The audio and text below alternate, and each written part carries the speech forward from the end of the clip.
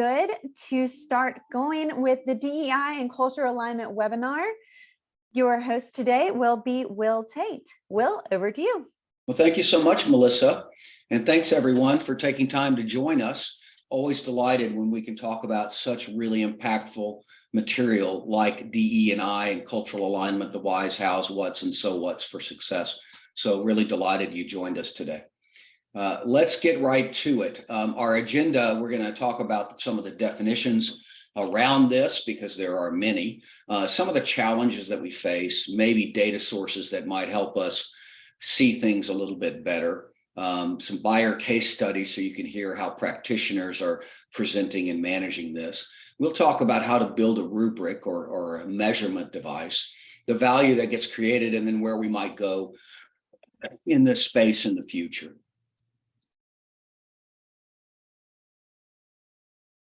So let's start with some definitions.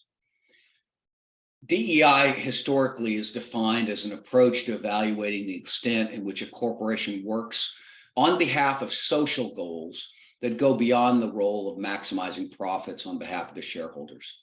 So typically, those social and goals include working to achieve three components: environmental, certain social movements, and governance that's consistent with diversity, equity, and inclusion. So what you know very well is the ESG model, or environmental, social, and governance. And if you look on the left-hand side of the screen, you'll see we have the environmental portion, the social, and the governance. And culture alignment and diversity, equity, and inclusion kind of sit in the middle of those two, maybe a little more on the social side, but also in the governance side as to how we run things. And DEI, diversity, equity, inclusion, many times has a B that is associated with it for belonging, but we stuck with the more traditional DEI when we're presenting this particular material. So I want to talk about cultural alignment first. You know, what does that really mean, and what are the components, and how does that kind of fit into what we're all trying to achieve? Well, it's these 5 elements. So it begins with trust, and trust is the performance to promise, it meeting commitment, and it builds the foundation. Without the performance to commitments, trust is difficult to exist. Innovation is our second item, and that's the strong and trusting relationships which allow parties to mutually share risks and rewards, investing in one another's capabilities, and then collaborating to achieve common goals. So we build off trust that leads us to feel safe in innovation. Communication is defined as the open and timely sharing of all information that's relevant to decision-making ability, key to any great success. Team orientation is about everyone believing in the relationship and making decisions from each other's perspective, which mitigates opportunism and promotes collaboration. And I just want to stop and point out a great analogy that we were presented with at the GBTA conference this year. The CEO of the Dallas Mavericks, Cynthia Marshall, gave a keynote, and she showed a basketball court with a group of people standing on one end of the court and a different group of people on the other end of the court. And in the middle was the number 6. So if you're standing on the left-hand side, you saw the number 6.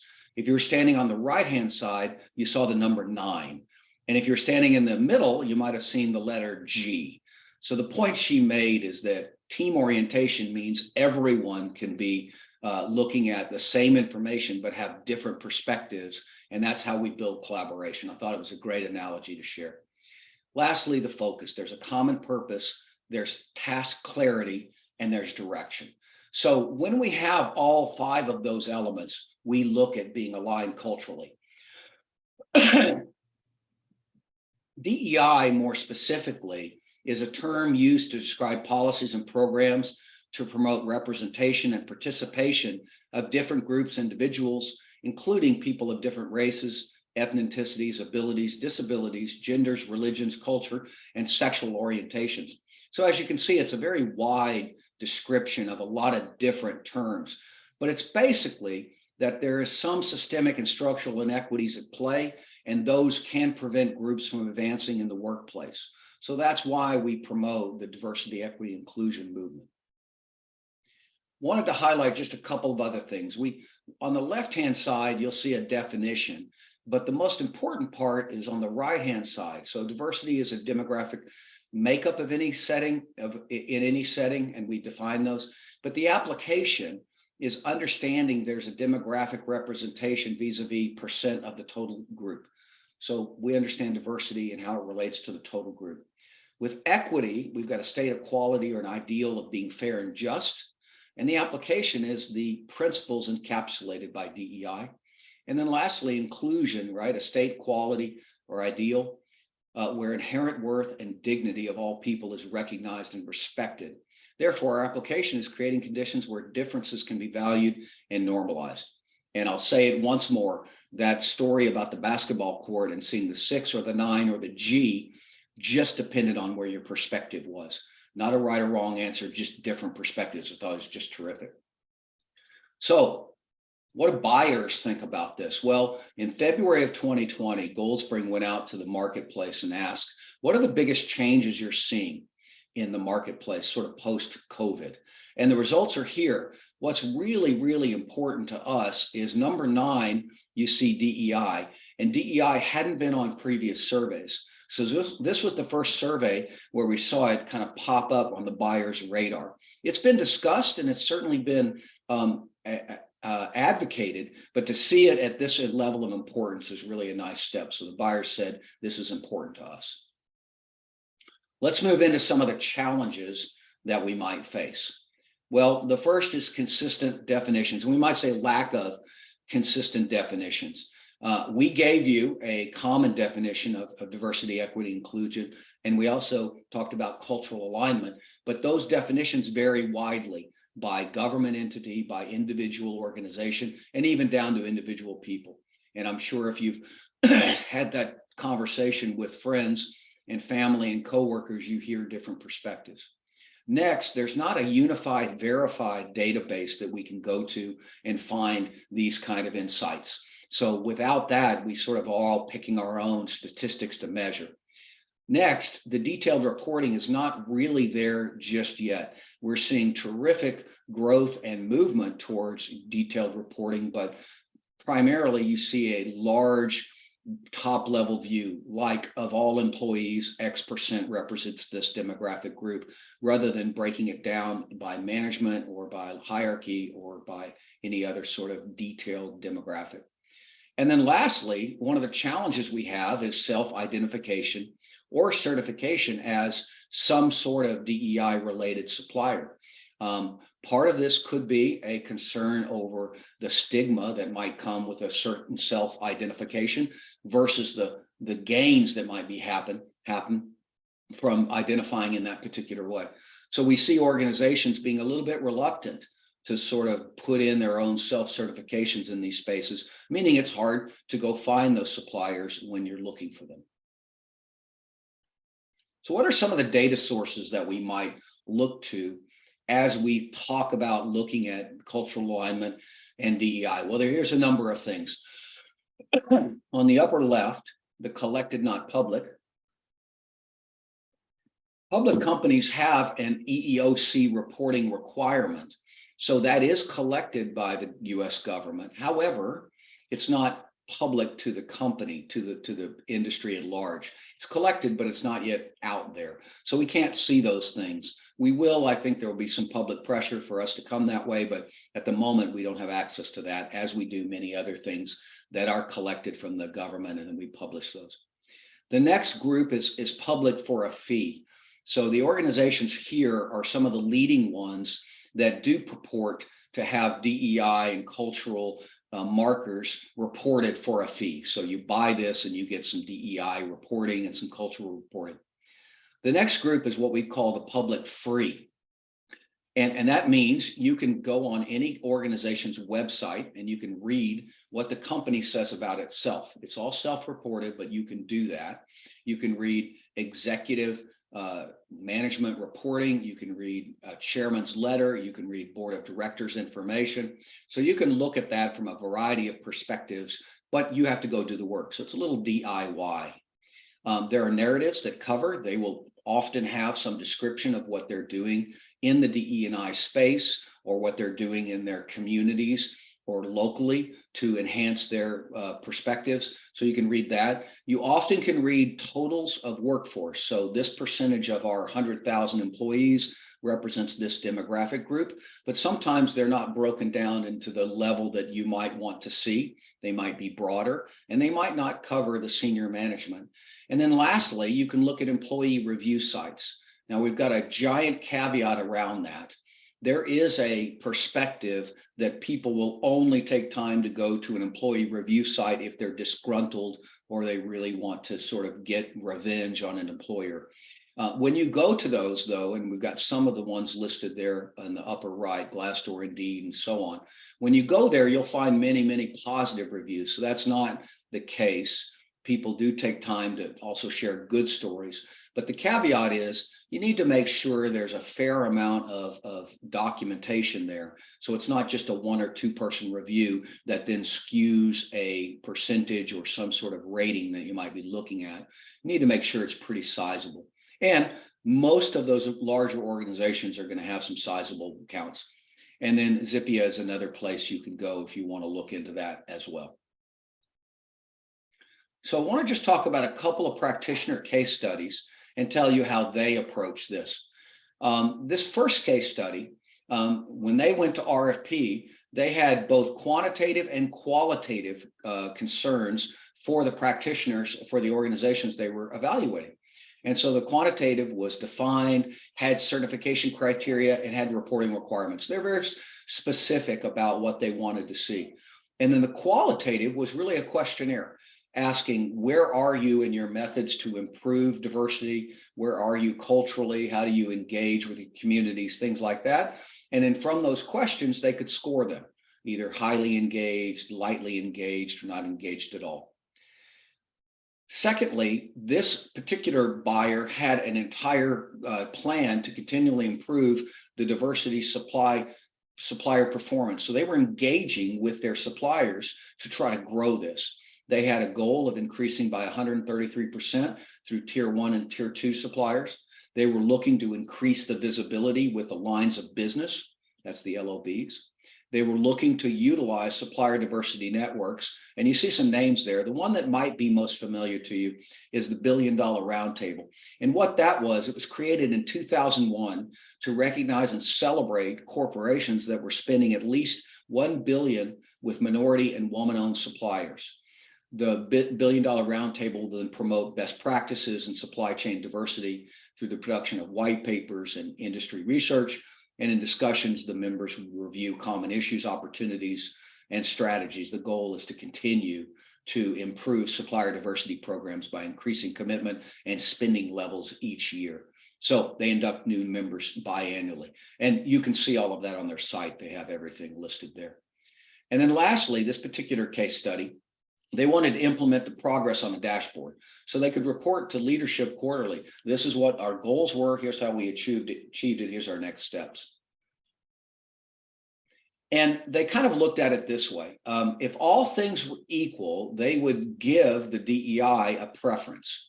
And in this particular example, they wanted to look for DEI related hotels. So they were looking to place hotel programs that were diverse, either owned hotels or chains of hotels within the needs that this organization might have had. And so they contacted all the hotel chains and asked them, help us identify the diverse owned properties by address and zip code so that we can specifically engage in this way. And frankly, it was a little difficult. And this is what we mean when we say self-identification was not always readily available, because some of those groups did not identify in that way, so therefore they couldn't be found. So what they learned is that we have to educate sort of the difference between what we do internally in our organization versus what we want to do when we want to place dollars with suppliers. So the gap was threefold. It didn't have the information, either had the information and wouldn't share, or did not or didn't want to certify. So again, a little bit of a surprise learning for this particular buyer in that wanted to place dollars in diverse hotels, had some difficulty finding those. A second buyer's case study revolved around TMC and then the ground transportation. The TMC side was very interesting. They reached out to diverse suppliers to try to engage in some fulfillment of duties and making sure, of course, they were competent and qualified. But what I found very interesting about this is those TMCs that were considered diverse also had a rigorous evaluation of the buyers. So they were looking to say, I understand you want to place income with us, you want to place spend with us, but we want to know, where do you fit in the DEI journey? So they evaluated them in return by looking at their demographic makeup, their board positions, their leadership positions, and their engagement in the community. So I thought it was really interesting. They were sort of looking at each other to see, are you down this journey with us, or is this a journey that you're not really taking? The second area they looked at was diverse suppliers for ground transportation. And as any of us that have done this once or twice, you know that the ground transportation system, whether it's black car sedans, limousines, executive transportation, all of that has many, many, many choices in the marketplace. So in this way, they were able to look into the market and try to find some sort of linkage that could be connected to diverse spend. And they were able to successfully do that. So they were very thrilled to be able to place some executive transportation needs with one of these diverse suppliers. Let's go on and talk about building a rubric or an evaluation methodology. So two parts to this as you consider how you might want to look into the marketplace as a buyer or a supplier being evaluated. The first is the internal work that has to be done. We're recommending here that you look in the mirror first. Find out what your organization is doing so that you may need to create alignment with that. An example, there may already be standards in use by other procurement or human resources or some other part of the organization internally where either you're being judged or you're starting to build your own framework to judge others. And so you have to align that. That's the cultural alignment that we talk about so often. So that framework has to match what your organization is doing. However, many buyers have decided to expand that framework beyond what the corporation is doing. So a simple example would be an organizational questionnaire that goes out to a potential supplier is already fit for purpose. However, it's not deep enough for what we need in the travel sourcing. So you might enhance that. And then the learning here from less is more.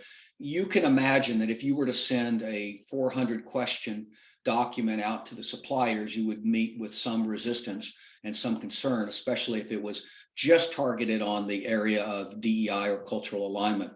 So really picking out those metrics that really truly matter is a way to respect the suppliers, but also heighten the items that are left to discover.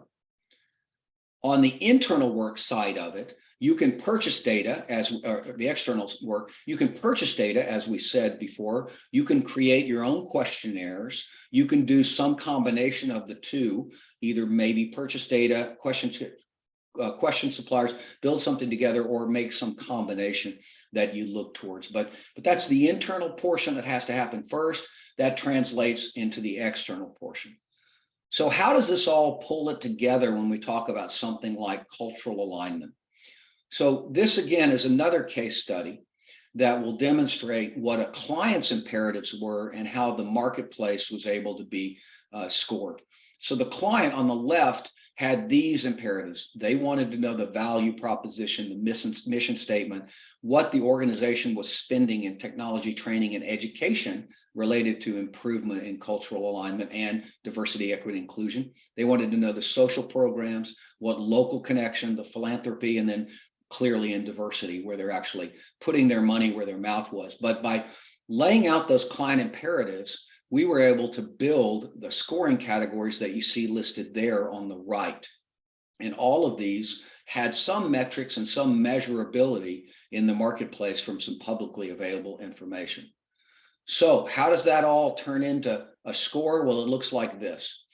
What you see in the upper side there are all of those areas. You see respect, integrity, adaptability. You see all of that. The different bars were the different bidders that were bidding and how they scored. And what you should look at is not so much the scores, but the variety of scores. And as an example, on this particular graph, you see accountability was very low. So that was an area this particular client was very concerned about and therefore had some further dialogue. On the bottom left, you see reputation. So that's just spiked out from the cultural alignment big picture above. And then you can also see when you roll everything up, you could get an actual score. And as you see in this particular case, bidders 1 and 4 were further along in the journey as aligned to the client than bidders 2 and 3 were. So it gave them some tangible results they could show senior management and created a nice dialogue back with the supplier community. When we come to DEI itself, you see there are so many different categories that one might consider. And what you see on the screen are just some that we pulled from some of the evaluations that are being done in the marketplace. And some of these are subcategories. For example, you can see the HRC, the Human Rights Council, has a corporate equality index publicly available, but within that you have many of these other categories up under that. You also see on the far right LGBTIQ plus visibility and disability champions just below that. Again, subcategories of the larger category of DEI. So there are many different ways that one could look at DEI inside of a sourcing event or inside of evaluation. And when you take those categories and you start to apply scores to it, you see what's on the screen. Now, we just took some publicly available information from 2 large travel agencies, the TMCs on the left, and then a couple of airlines. And again, the scores themselves, maybe not as illustrative, but you can see where some weren't quite doing all that they could to further the cause. So you have areas for good dialogue and you have a compare and contrast in some of these particular elements that gives you insight into the progress and the journey and where you might go together.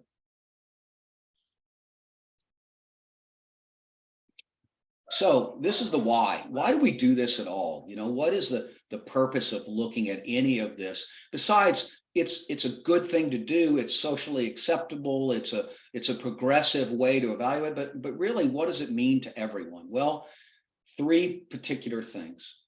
The first is by conversating in this particular way, you're advancing the entire topic.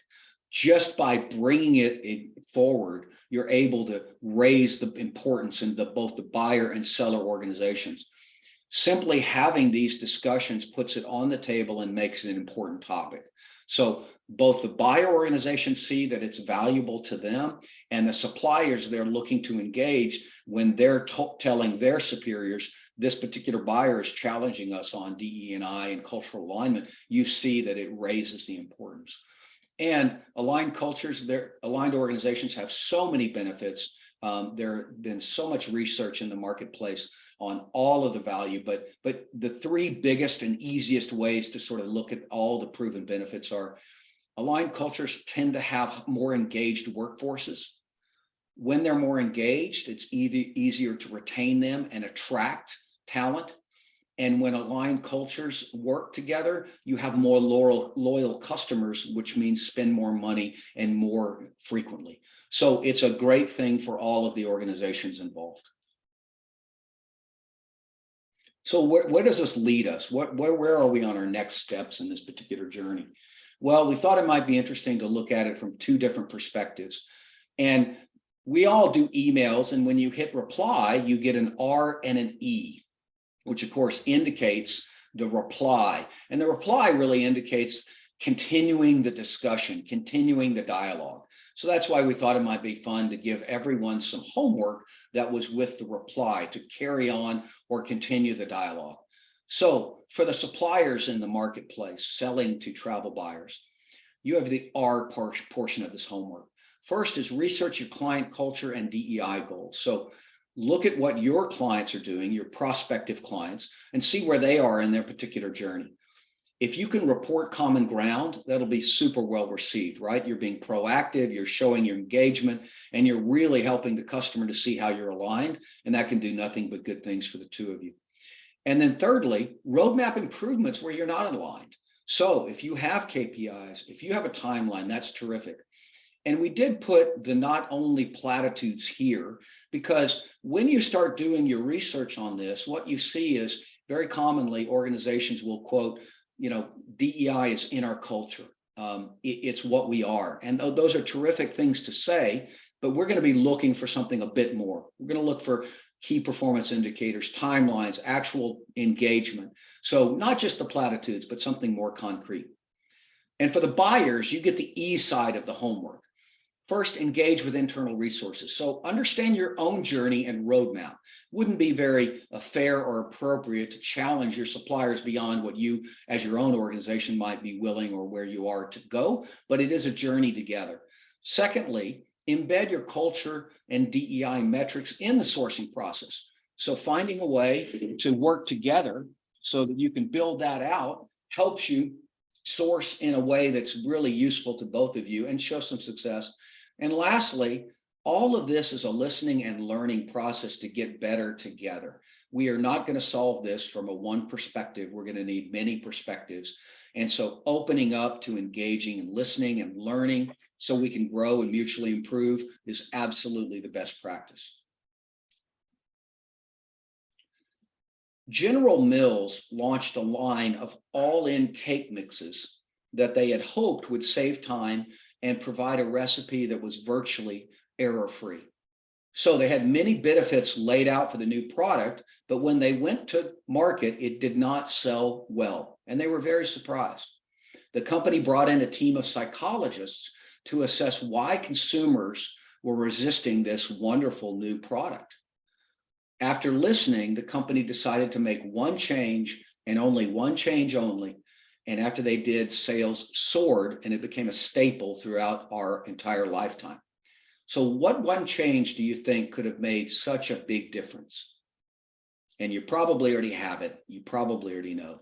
But bakers were simply asked to add an egg to the already pre-prepared mix. The lesson that was learned from listening to the customers was that for success, each party needed to be invested and part of the process, have a sense of ownership, and make the process more fulfilling and meaningful. And that's where we are in the DEI and cultural alignment journey today. We've all got to be invested so we can make something more meaningful. With that, there are a number of resources that one might go to and see if you wanted to look further into this. And we're going to include these with the resources that we have here. With that, we want to thank you for joining us today, for your time and attendance. Always welcome you with Gold Spring Masterclasses and these kind of webinars. Hope you found it useful, and we really hope you have a terrific rest of your day and rest of your week. Thanks for being a part.